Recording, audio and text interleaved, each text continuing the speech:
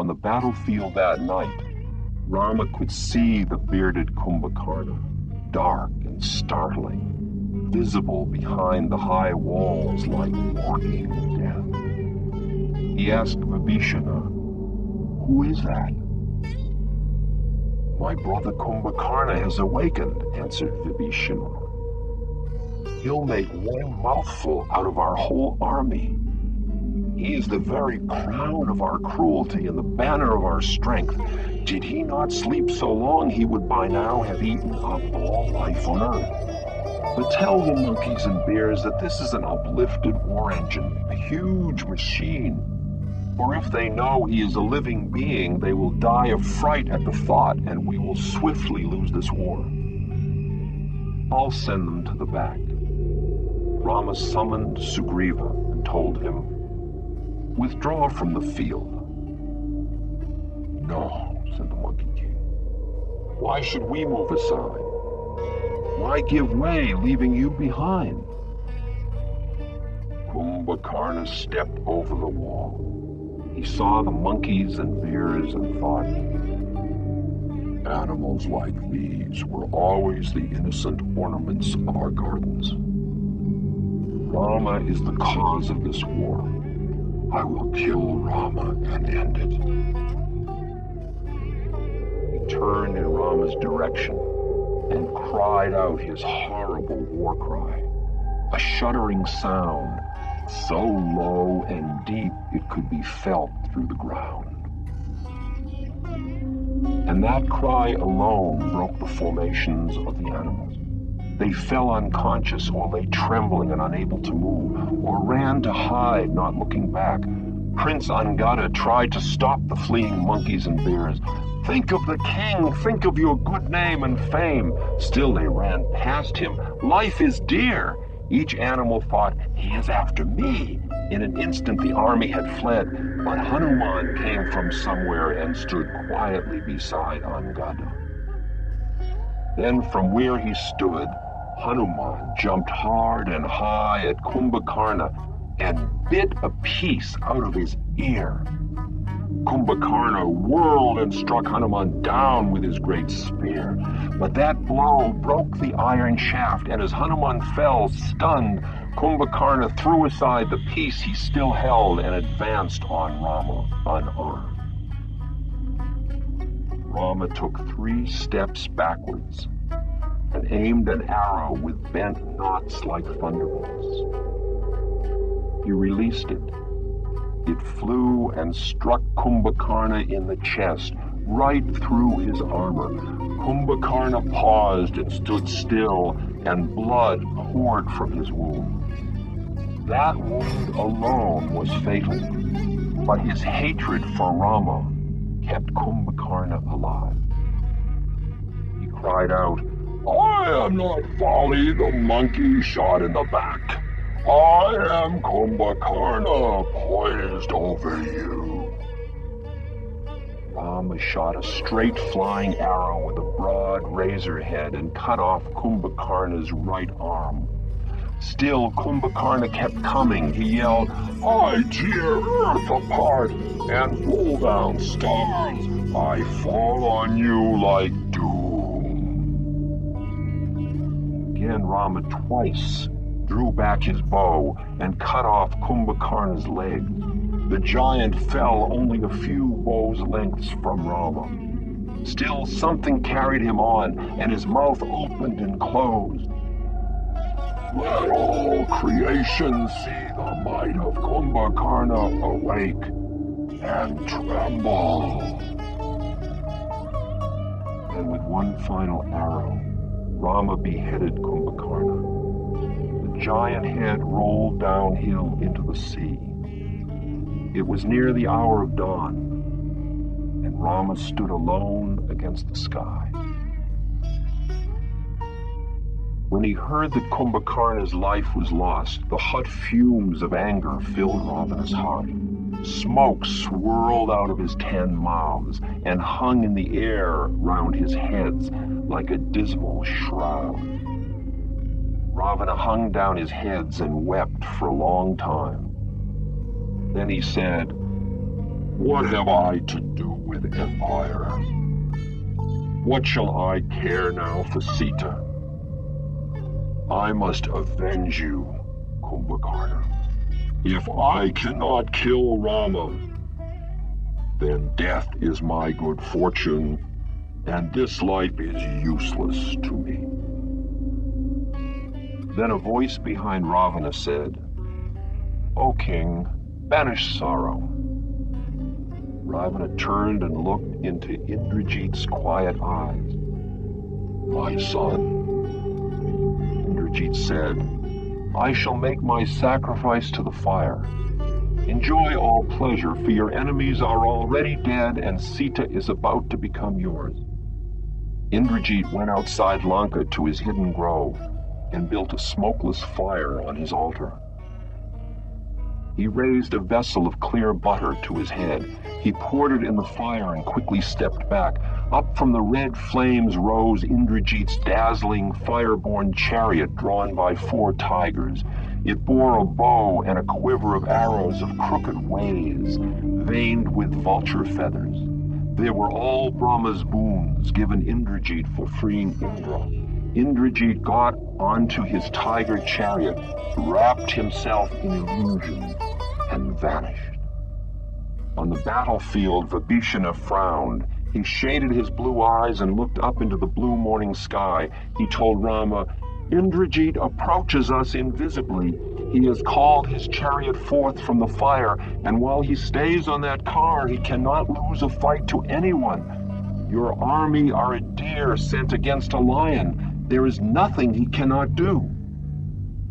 Clouds spread over the sky. From within them, Rama and the animals could hear the creaking of Indrajit's chariot wheels and see the flashing of his weapons. Then there was a sharp noise from the sky, and a flaming axe came from the clouds. It was falling fast, aimed right for Rama. King Sugriva bravely jumped up to shield him, and that axe struck through his bold heart and killed him. Indrajit stood firing down a rain of death. 33 crescent arrows killed Prince Angada. An iron hook dashed in the chest of Nala, the bridge builder.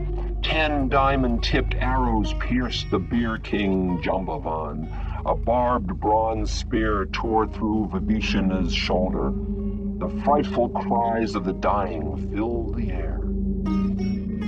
Hanuman flew up into the clouds. He saw a magic sword running at him like lightning. Hanuman grabbed it, but that weapon became a fair young woman. She cried in fear, Let me go! It's wrong to hold an unwilling woman. Hearing that one word, wrong, Hanuman released her. She became a sword again and cut him down from the sky.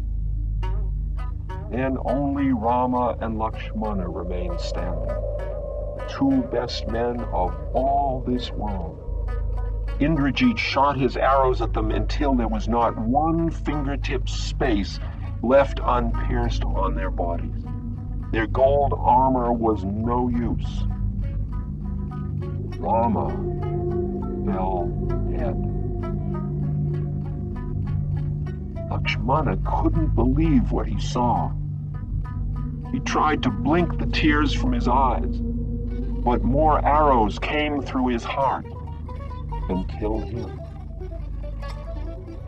And at mid-morning, Indrajit returned to his grove of trees outside Lanka. He became visible and got out of his chariot. The car and the tigers disappeared in a ball of flame. Indrajit said graciously to his servants, Go through the underground passage into beautiful Lanka. Tell my father, have no care, Rama is dead. All that day, the battlefield was like some slaughter yard in the sun. But when the ancient goddess night came and increased the power of all night wanderers, Vibhishana, the Rakshasa, stirred where he lay. He grasped the metal spear shaft in both hands and twisted apart the tough bronze where it entered his shoulder, and pulled himself up, leaving the spearhead in the ground.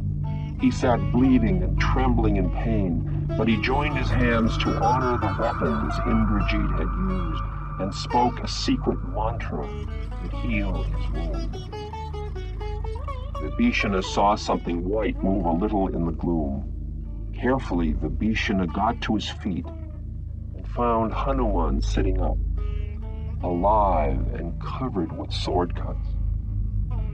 Vibhishana and Hanuman together searched among the dead, and there they found Jambavan, badly injured and burning with hot fever.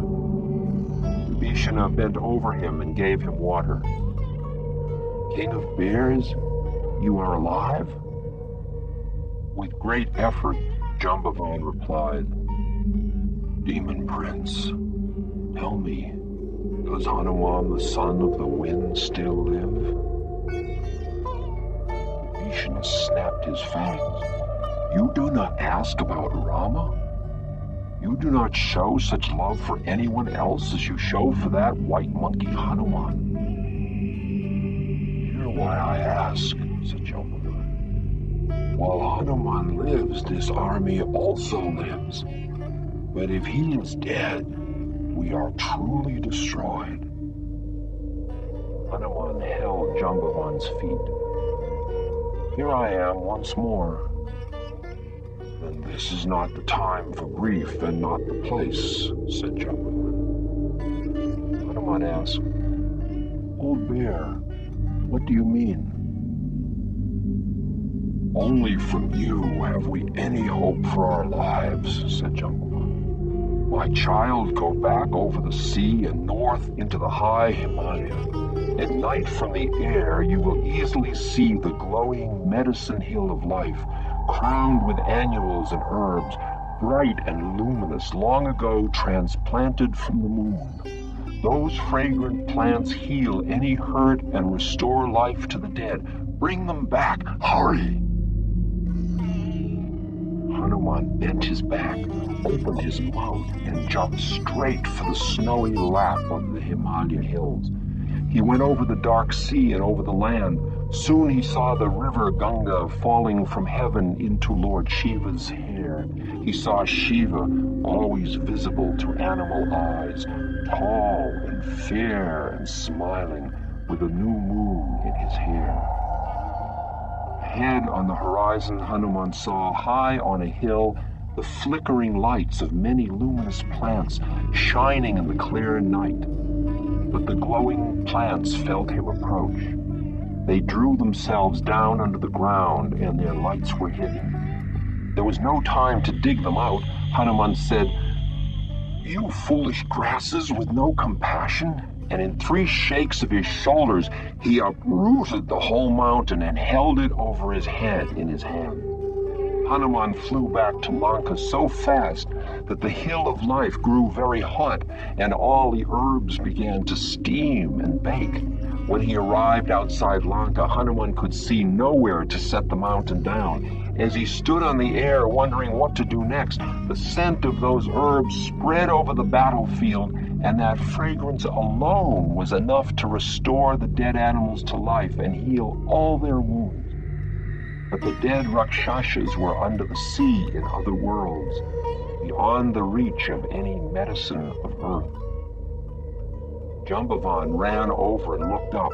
He saw Hanuman holding a huge hill bearing all its trees and stones and elephants and colored veins of ore and pockets of snow and falling rivers. Hanuman shouted, "Where do you want it?" Jambavan laughed till he cried, "Blessings, best of monkeys, we are saved. Turn away, put it back again where it belongs." The monkeys and bears formed into a guard around the battlefield. They held trees and stones. They looked calmly out in every direction. All night, when even a straw blew past them, they struck it down lest it be Indrajit or some Rakshasa magic.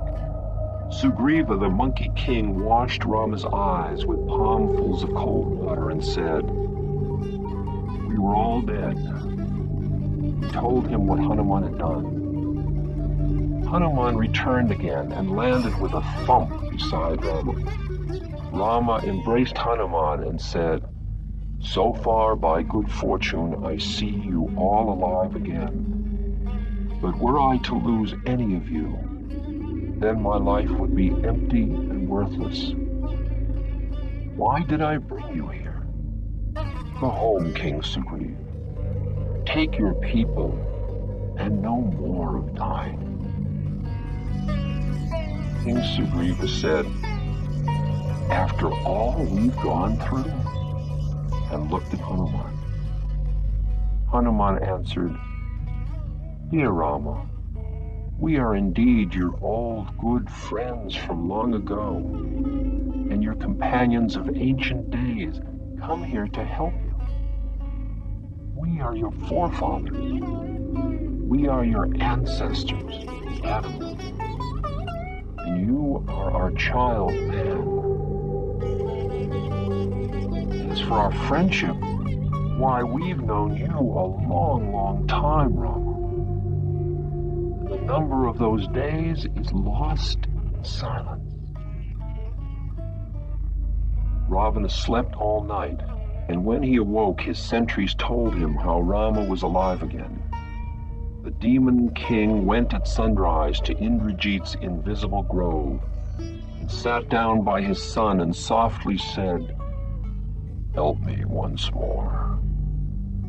Indrajit bowed his head a moment, then he said, Majesty, for everyone there is the choice of two ways, right or wrong.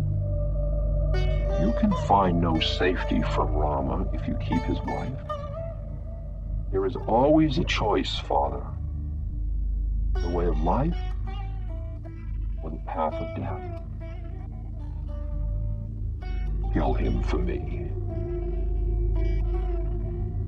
But I did that once. Think for a moment. Remember the past. When you were young, you grew strong by following Dharma and by sacrifice. And so you ruled the world. Yet once on the throne of power, you slighted Dharma. You had no courtesy towards life. You drove out kindness and denied freedom to the universe and made creation suffer. Now your wrongs devour us. The fear and anger of the helpless has taken on the form of an army of animals. You took death on your lap the day you stole Sita. Why, you captured Indra. Now Dharma is on Rama's side, said Indrajit. His army and his weapons are but the instruments of time. All is Dharma, Majesty. There is no second thing in existence. There is Dharma alone in the world. Ravana arose. My son, act now. Fight for me on earth as you did in heaven. Yes, we seem to have conquered heaven, said Indrajita. But all we see is illusion. All is illusion, Demon King. Loops and nooses of deception hold us. Ravana embraced his son, and they went together to Ravana's palace. Indrajit went outside and got a flying Rakshasa army chariot. He made a magic figure of Sita, looking sad and thin and very beautiful. Then the chariot flew, moving low over the Lanka wall, and in sight of Rama's army of monkeys, he caught the false Sita roughly by her hair and drew his sharp sword. The Sita on the chariot cried, "Oh Rama! Oh Lakshmana!" and burst into heartbroken tears. Hanuman yelled, "What are you doing?" Indrajit smiled and raised his sword. A scream cut the air, and Indrajit cut Sita apart. Half her body fell to the chariot floor. The simple monkeys gasped in horror, and from their throats came a hopeless cry. Indrajit wiped his sword's blood on Sita's hair. Then he dropped the rest of her down into his car, turned in the air, and descended once more into Lanka. The monkeys all ran. Hanuman met Jambavan and Lakshmana together. and rubbing tears from his eyes, he said, "Indrajit killed Sita." Lakshmana was speechless. Jambavan said, "That ends the war. Rama will die." Out of nowhere, Vibhishana the Rakshasa suddenly appeared beside them. "Hanuman, what is this?" Hanuman told him, and Vibhishana said, "That was an illusion." "Oh no, I saw it. It was real," said Hanuman. "It was false," Vibhishana grimaced, and his face shattered and fell in pieces at his feet. He looked at Hanuman with empty eye sockets in a horrible scar-covered skull. "Monkey, thus are you blind?" Hanuman swallowed hard and stared at him. Vibhishana's eyes and face reformed, and he said, "Take my word, it never happened. Do not grieve and please your enemies. Now we must hurry. It was foolish of Indrajit to touch Sita even in thought. He did not fight or remain before you because this time he did not have his tiger chariot. But he knows what we think, and he will make the offering in his hidden grove. Unless," Vibhishana cried, "I will make it visible." He knelt and bowed his head. "Queen of dreamers, king of dreams." It got dark over that mountainside as though under some huge umbrella. They saw Indrajit near the southern wall, in a grove of ancient trees. Flame burned on an altar of earth, and Indrajit knelt, feeding it with butter from a double ladle of black iron. His back was to Lakshmana and Vibhishana. Tied to a stake, a black goat lay just killed in a pool of blood. Bears surrounded the grove at a distance. Still, Indrajit didn't look up. He filled his ladle and stepped back. He was about to make the final offering. Already Lakshmana could see the tigers beginning to emerge in the dark, pawing the air from within the fire. Quick as a lightning flash, Lakshmana shot one arrow. He broke the iron ladle out of Indrajit's hand. Indrajit turned in a swirl of crimson. Then he knew he could be seen. When Indrajit took his eyes off his fire, Agni, the Fire Lord, rose from the sacred flame. He looked around for Indrajit. He saw Lakshmana. He saw the butter ladle broken, and Indrajit distracted. Then Agni turned away with a smile, and his form faded from the altar. Indrajit's fire turned into a flaming madness. Burnt and gone were the tigers and their war car. Indrajit faced Vibhishana. "Traitor, you have revealed me." Lights blazed in Vibhishana's dark blue crystal eyes.